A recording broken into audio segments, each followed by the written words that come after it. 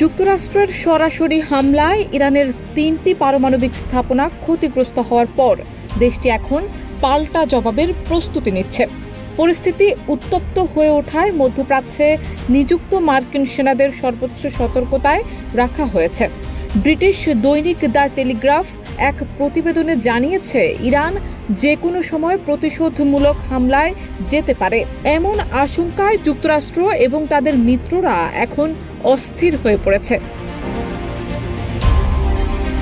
ইরানের পারমাণবিক শক্তি সংস্থা এক বিবৃতিতে বলেছে, তারা প্রয়োজনীয় প্রতিক্রিয়ার প্রস্তুতি নিচ্ছে।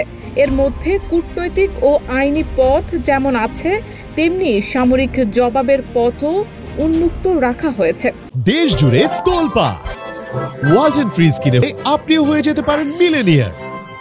এদিকে হামলার কোনো ফলো আপ নেই বলে জানালেও ইরানের প্রতিশোধের সম্ভাবনায় জর্ডান, সৌদি আরব এবং সংযুক্ত আরব আমিরাতে মোতায়েন প্রায় ৪০,০০০ মার্কিন সেনাকে হাই অ্যালার্টে রাখা হয়েছে।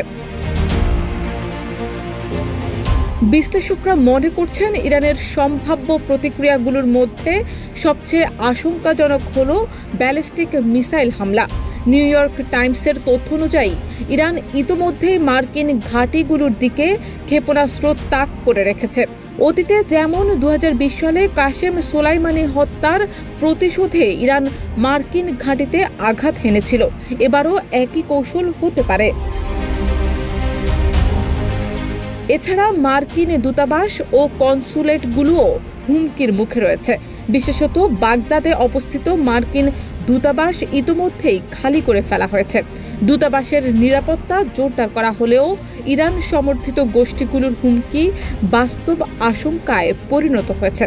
বিশেষজ্ঞরা আশঙ্কা করছেন, ইরান উপসাগরীয় অঞ্চলের তেল ও এলএনজি স্থাপনাগুলোতেও হামলা চালাতে পারে। প্রতিশোধে ইরান তার আঞ্চলিক প্রক্সি গোষ্ঠীগুলোকেও ব্যবহার করতে পারে, যেমন হিজবুল্লাহ, হামাস, ইয়েমেনের হুতি এবং ইরাক ভিত্তিক কাতাইব হিজবুল্লাহ।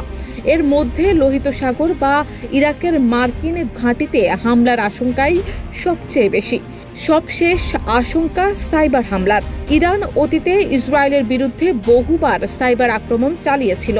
বিশ্লেষকদের মতে, ইরান আপাতত একটি সীমিত জবাব দিয়ে পরিস্থিতি নিয়ন্ত্রণে রাখার চেষ্টা করবে, কারণ একটি পূর্ণাঙ্গ যুদ্ধ শুরু হলে তা ইরানের জন্য আত্মঘাতী প্রমাণিত হতে পারে।